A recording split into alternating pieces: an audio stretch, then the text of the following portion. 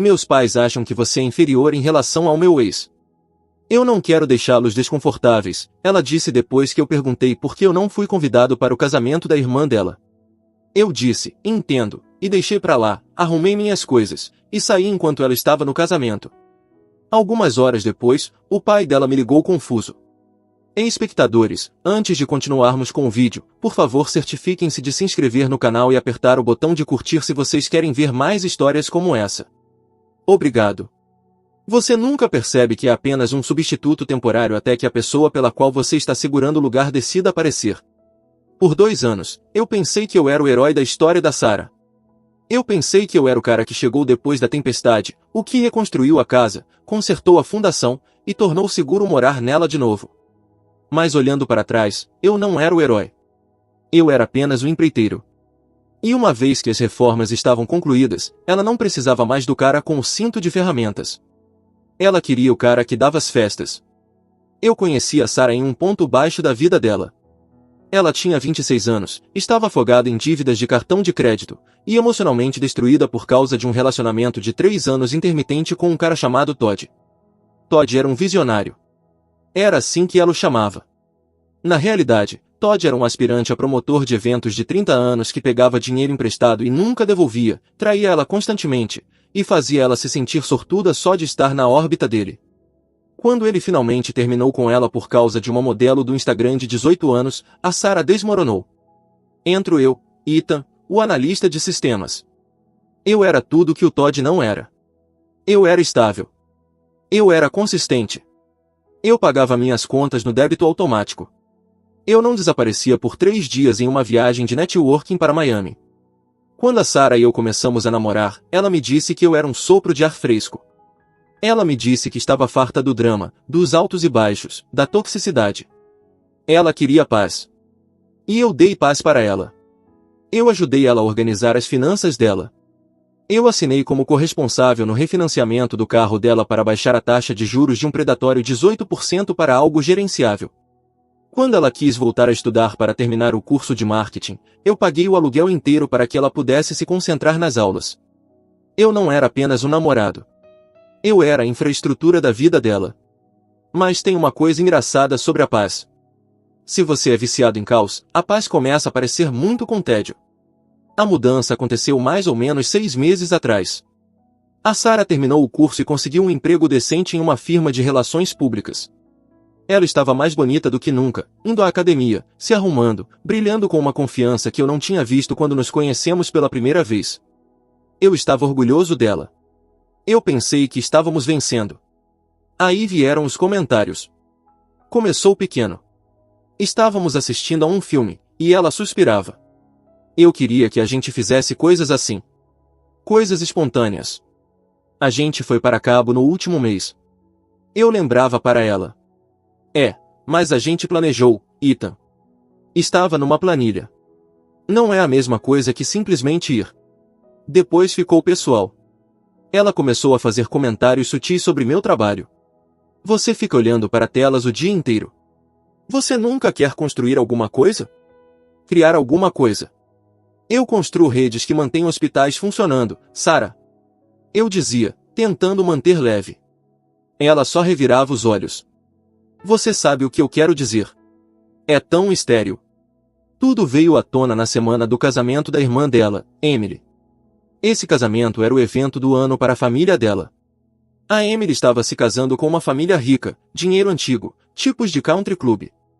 A Sarah era madrinha de honra, e ela estava aterrorizada com tudo dar errado. Ela era obcecada por aparências.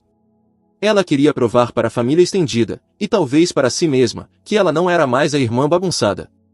Ela tinha a vida dela no lugar. Ela tinha um emprego. Ela tinha estabilidade. Eu assumi que eu fazia parte daquela demonstração de estabilidade. Eu queria parecer o papel, então saí e gastei $600 em um terno cinza carvão sob medida. Eu fiz um corte de cabelo novo. Eu garanti que meu carro estivesse detalhado, para que a gente chegasse parecendo afiados. Eu estava pronto para ser o acessório de braço que ela precisava, a prova de que ela tinha se formado de caras como o Todd que usavam jeans rasgados em funerais.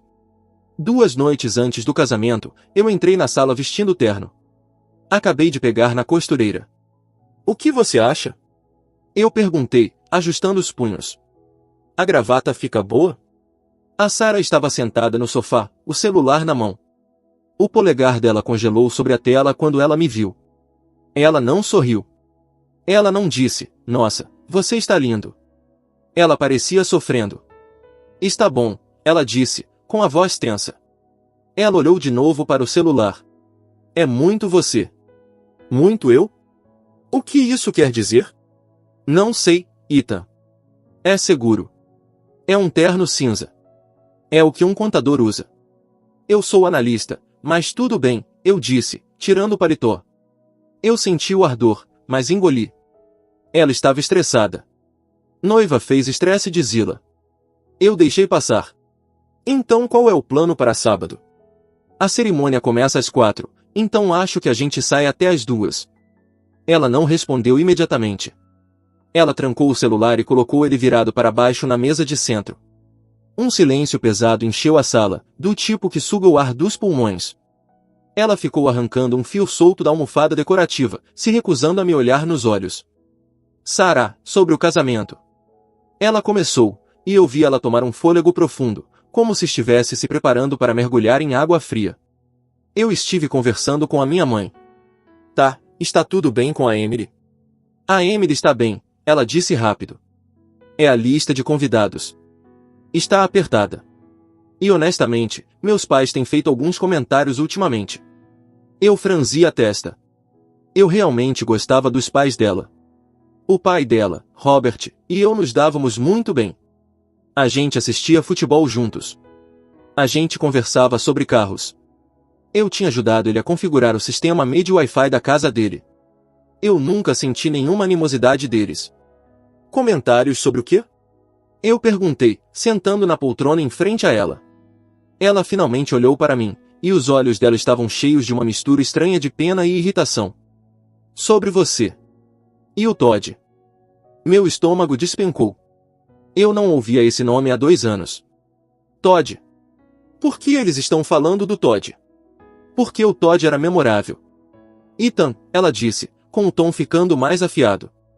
Ele tinha carisma. Ele iluminava o ambiente. Meus pais, especificamente minha mãe, eles sentem falta daquela energia. Eles acham que você é um cara ótimo. De verdade, eles acham. Mas eles acham que você é uma escolha segura. Um rebote. Um rebote. Eu repeti, as palavras com gosto de cinza. A gente está morando junto há 2 anos, Sarah.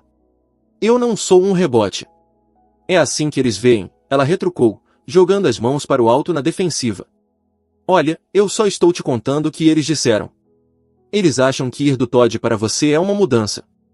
Um rebaixamento na personalidade. Eles acham que você é chato, Ethan. Tá, eu disse. A palavra ficou pairando ali. Rebaixamento. Então, ela continuou, a voz caindo para um sussurro áspero. Eu não quero te colocar em uma posição em que você fique desconfortável. Eu não quero você sentado lá a noite toda sabendo que eles estão te comparando com ele. Vai ser constrangedor. Pelo meu bem, e honestamente pelo seu, eu acho que é melhor eu ir sozinha. Eu fiquei sentado ali, congelado. A lógica era absurda. Se os pais dela achavam que eu era chato, a solução não era me esconder. Era me levar e me deixar ser um parceiro normal, respeitoso. Mas o jeito que ela me olhou, como se eu fosse uma mancha na foto perfeita dela, me paralisou. Você está me desinvitando, eu declarei sem emoção, para o casamento da sua irmã, onde eu sou o acompanhante da madrinha de honra. Eu estou te protegendo, ela insistiu, se levantando e pegando o celular de novo. Meu Deus, por que você tem que tornar tudo tão difícil? Eu estou tentando poupar seus sentimentos. Minha mãe vai estar bêbada e crítica, e eu não consigo lidar com gerenciar sua insegurança em cima das minhas obrigações de madrinha de honra. Minha insegurança. Entendo, eu disse, e eu realmente entendia. Eu não via o que ela queria que eu visse. Eu não via uma namorada protetora me salvando de sogros críticos. Eu via uma mulher que tinha vergonha de mim. Eu via uma mulher que tinha reescrito a história para transformar um perdedor tóxico e desempregado em uma lenda carismática, e transformado o homem que salvou a vida dela em um rebaixamento chato. Tudo bem, eu disse. Minha voz estava calma, assustadoramente calma. Ela piscou, surpresa com a facilidade com que eu desisti. Sério? É. Se seus pais acham que eu sou um rebaixamento, eu não deveria estar lá. Vai. Divirta-se. Cumpre seu dever. Ela soltou um suspiro enorme de alívio, os ombros caindo. Ela veio até mim e me deu um beijo na bochecha. Aquilo pareceu uma traição por si só. Obrigada por entender, Ethan. Você é realmente doce. É por isso que a gente funciona. Você é tão lógico. É. Eu disse, olhando para o terno cinza pendurado na cadeira. Lógico.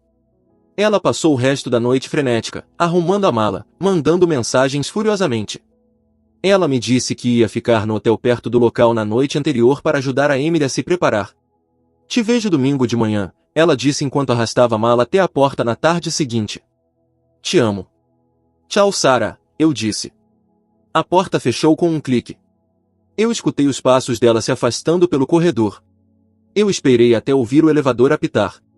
Depois fui até a janela e vi ela entrando em um Uber. Ela não estava sozinha.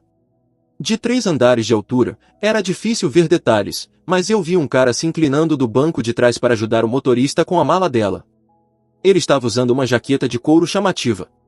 Ele tinha aquele andar saltitante distinto de alguém que acha que o mundo está olhando para ele. Arrogante. Eu fiquei parado ali por um longo tempo, minha mão descansando no vidro frio. Ela não tinha me desinvitado para me proteger dos pais dela. Ela tinha me desinvitado porque estava levando ele. A raiva não me atingiu como uma explosão. Me atingiu como uma frente fria. Congelou tudo. Eu me virei da janela e olhei para o apartamento. Meu apartamento. A TV que eu comprei. O console que eu jogava. O sofá que eu paguei. O silêncio era ensurdecedor, mas pela primeira vez em 2 anos, não parecia pacífico. Parecia um sinal. Rebaixamento. Eu sussurrei para a sala vazia. Eu entrei no quarto, tirei minha bolsa de viagem do armário, e comecei a abrir as gavetas. Eu não ia estar aqui quando ela voltasse, e nem a senha do Wi-Fi. Eu não destruí o apartamento. Eu não furei os pneus dela nem rasguei as roupas dela. Isso é o que o Todd teria feito. Isso é o que uma pessoa caótica faz.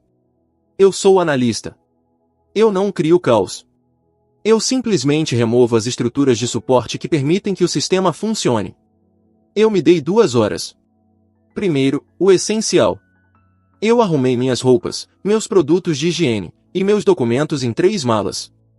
Eu esvaziei o cofre, passaporte, certidão de nascimento, e o dinheiro de emergência que eu tinha contribuído com 90%. Depois, a tecnologia. Aqui foi onde mais doeu nela. Eu desliguei a TV OLED de 65 polegadas que eu tinha comprado no nosso aniversário. Eu embalei meu PS5. Eu peguei os alto-falantes sonos da sala, do quarto e da cozinha. Mas o golpe mortal foi a conectividade. Eu fui até o canto da sala onde estavam um modem de fibra ótica e o roteador MEI de alta qualidade. Eu pagava a conta. A conta estava no meu nome. Eu desliguei o roteador, enrolei o cabo cuidadosamente em volta do aparelho, e enfiei na minha mochila. Em segundos, o apartamento passou de casa inteligente para uma caixa burra.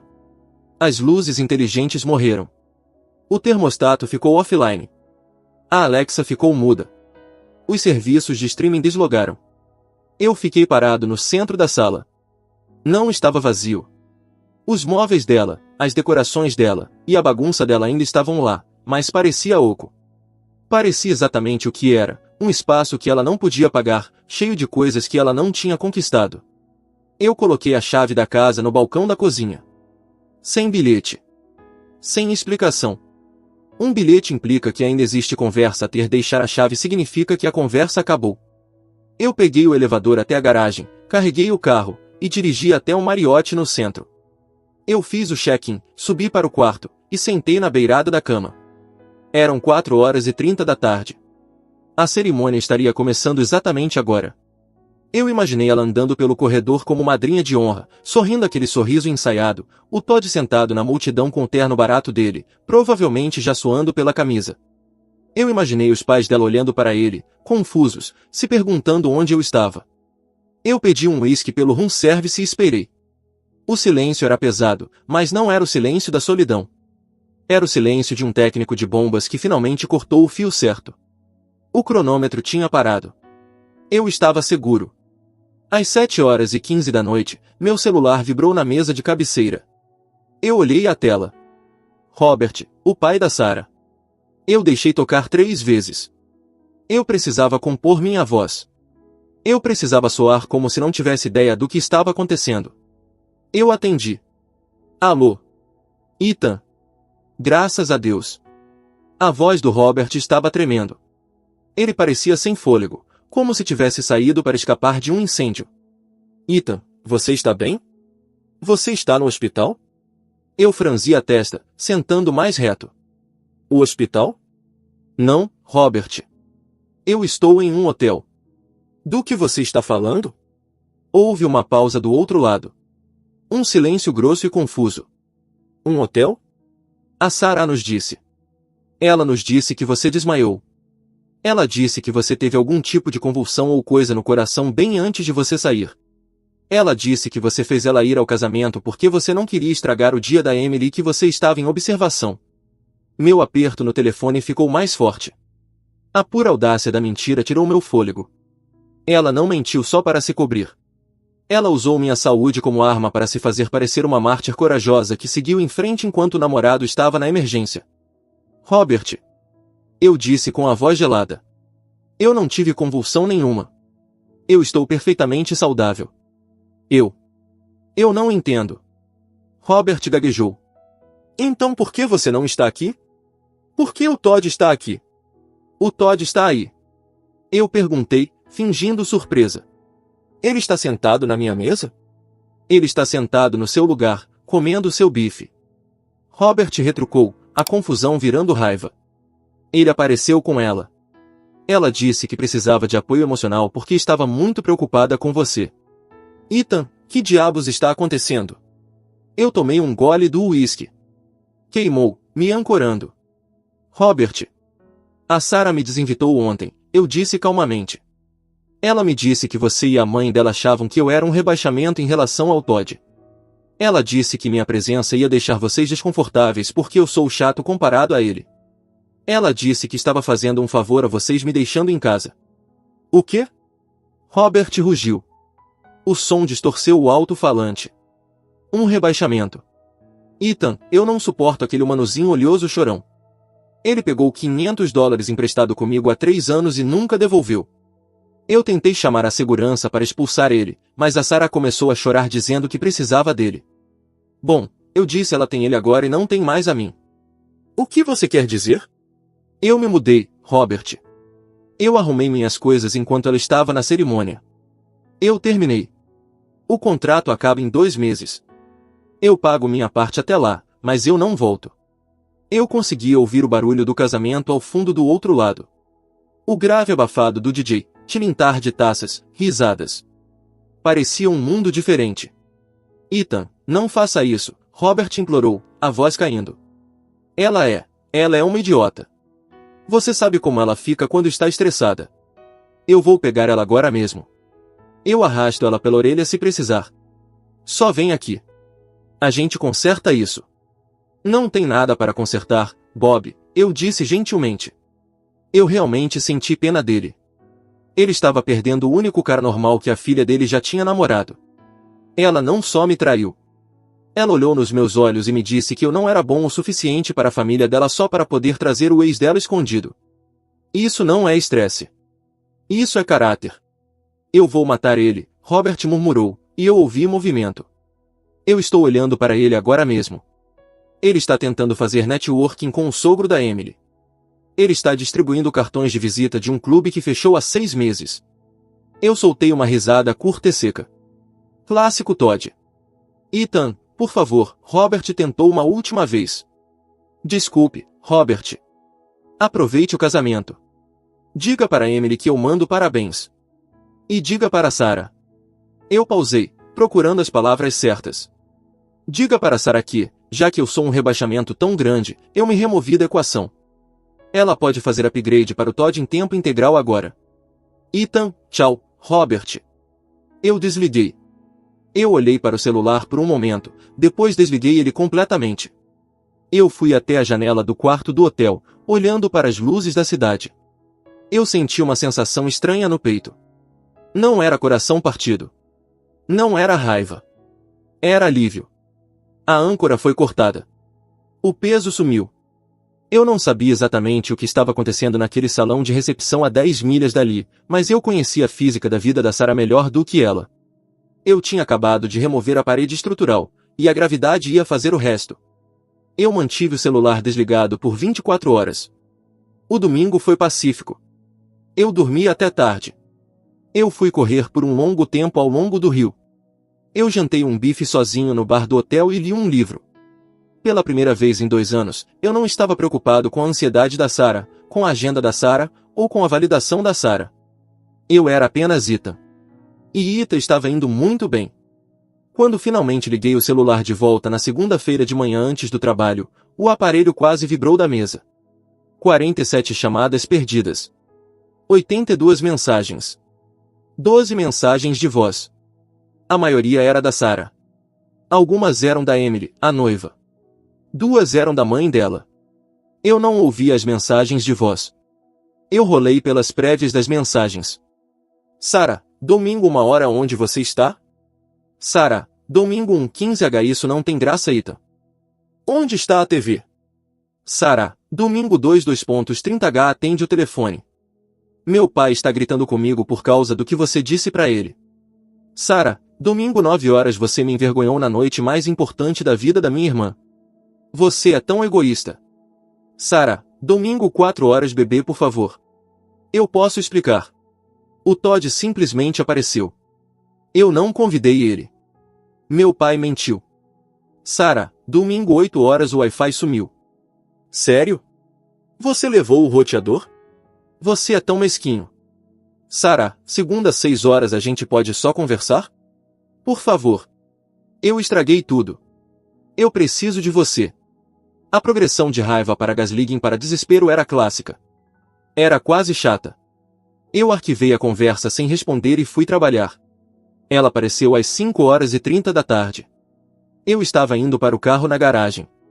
Eu vi ela encostada na porta do motorista do meu carro, braços cruzados, usando óculos de sol grandes para esconder o que eu imaginei serem olhos inchados. Ela parecia menor do que o normal. Derrotada. Mas quando ela me viu, ela se endireitou e aquela faísca defensiva familiar acendeu na postura dela. Você me bloqueou, ela disse. Sem oi. Sem pedido de desculpas. Só uma acusação. Eu bloqueei. Eu disse, parando a 10 pés de distância. Eu não destranquei o carro. O que você quer, Sarah? Eu quero que você volte para casa, ela disse, a voz falhando. Ela deu um passo na minha direção. Isso é loucura, Ita. Você não simplesmente se muda. Você não simplesmente some com alguém com quem morou por 2 anos por causa de um mal-entendido. Um mal-entendido. Eu repeti, deixando a palavra rolar. É isso que a gente está chamando? Você me disse que seus pais me odiavam para poder trazer seu ex-namorado para um casamento de família. Depois você disse pro seu pai que eu estava no hospital tendo uma convulsão para explicar minha ausência. Qual parte eu entendi errado? Ela se encolheu. A mentira da convulsão era prova irrefutável e ela sabia disso. Ela olhou para o chão de concreto. Eu entrei em pânico, ela sussurrou. Todd. O Todd me mandou mensagem na sexta-noite. Ele disse que ia estar na cidade. Ele disse que queria me ver se ainda tinha faísca. Eu queria provar para mim mesma que eu tinha superado ele. Então você trouxe ele como seu acompanhante para provar que você tinha superado ele? Eu perguntei. Interessante lógica. Foi um erro, ela chorou, finalmente tirando os óculos de sol. Os olhos dela estavam vermelhos. Ele foi um desastre, Ita. Ele ficou bêbado. Ele deu em cima da nova cunhada da Emily. Ele tentou convencer meu pai a investir em algum golpe de cripto durante o brinde. Meu pai quase deu um soco nele. Foi humilhante. Karma geralmente é, eu disse. E depois ele foi embora. Ela continuou, as lágrimas escorrendo. Ele foi embora com uma das damas de honra. Ele nem se despediu de mim. Ele só me usou para entrar no bar aberto. Ela olhou para mim, implorando com os olhos, esperando que eu fizesse o que eu sempre fazia. Entrar, consertar, dizer que não era culpa dela, e oferecer fazer o jantar. Ela estava esperando o empreiteiro voltar para reparar o dano. Eu sinto muito que isso aconteceu com você, eu disse. Mas eu não estou surpreso. Eu sei. Eu sei que você estava certo. Ela soluçou, estendendo a mão para a minha. Eu dei um passo para trás. A mão dela pegou o ar vazio. Eu percebi no segundo que ele começou a falar. Eu senti sua falta, Ethan. Eu senti falta de como você é firme. Eu senti falta de como você me faz sentir segura. Por favor, só volta para casa. O apartamento está tão quieto sem você. Eu nem consigo ver TV. Porque eu levei a TV, eu lembrei ela. A gente pode comprar uma TV nova. Eu não me importo com as coisas. Eu me importo com a gente. Eu olhei para ela, realmente olhei para ela. Eu vi o medo nos olhos dela. Não era o medo de perder o homem que a amava. Era o medo de perder a infraestrutura. Ela estava aterrorizada com o silêncio no apartamento. Ela estava aterrorizada com as contas que estavam chegando. Ela estava aterrorizada de enfrentar os pais dela sozinha. Sarah, eu disse, minha voz firme. Lembra o que você me disse na sexta noite? Você disse que eu era um rebaixamento. Você disse que eu era chato. Eu não quis dizer isso. Sim, você quis, eu disse, e você estava certa. Ela piscou, confusa. O quê? Eu sou chato comparado ao Todd, eu disse. Eu pago contas. Eu chego no horário. Eu não traio. Eu não faço cenas em casamentos. Isso é chato para pessoas como você. Você deseja os altos e baixos. Você precisa do caos para se sentir viva. E eu terminei de ser a rede de segurança em que você cai quando o caos te derruba. Eu não quero caos, ela gritou, perdendo a compostura. Eu quero você. Não, eu disse, finalmente destrancando o meu carro. O bip ecoou na garagem. Você quer o aluguel pago. Você quer o carro consertado. Você quer os pais fora do seu pé. Você quer o estilo de vida upgrade sem o caráter upgrade. Eu abri a porta e joguei minha bolsa no banco do passageiro. Ethan, por favor, ela choramingou, agarrando a maçaneta da porta. Meu pai está furioso. Ele disse que não vai falar comigo até eu consertar isso. Ele te ama. Seu pai é um homem bom, eu disse. Ele merece um genro melhor do que o Todd. E francamente, ele merece uma filha melhor do que você agora. Ela recuou como se eu tivesse dado um tapa nela. Eu vou mandar carregadores para o resto dos meus móveis no sábado, eu disse, entrando no banco do motorista. Eu já transferi as contas de utilidade para fora do meu nome. Elas vão cortar em 48 horas se você não ligar para eles. Boa sorte com as contas, Sarah. Você não pode me deixar, ela gritou, batendo o punho na janela enquanto eu ligava o motor. Eu não consigo pagar esse lugar sozinha. Você prometeu que ia cuidar de mim. Eu abaixei a janela só uma polegada. Eu cuidei de você, eu disse. Eu consertei você. Eu te tirei das dívidas. Eu te dei um diploma. Você está em um lugar melhor do que quando eu te encontrei. Eu coloquei o carro em ré. Considere isso um pacote de demissão. Eu subi a janela. Ela estava gritando alguma outra coisa, provavelmente um insulto, provavelmente implorando, mas o isolamento acústico do meu carro era excelente. Eu dei ré, coloquei em drive, e subi a rampa em direção à luz do sol. Eu olhei pelo retrovisor uma vez. Ela estava parada sozinha na garagem escura, pequena e encolhendo a cada metro que eu colocava entre nós. Eu liguei o rádio. Uma música de rock clássico estava tocando. Não era chata. Parecia liberdade. Obrigado por assistir. Certifiquem-se de se inscrever no canal e apertar o botão de curtir. O que vocês acham dessa história? Compartilhem nos comentários.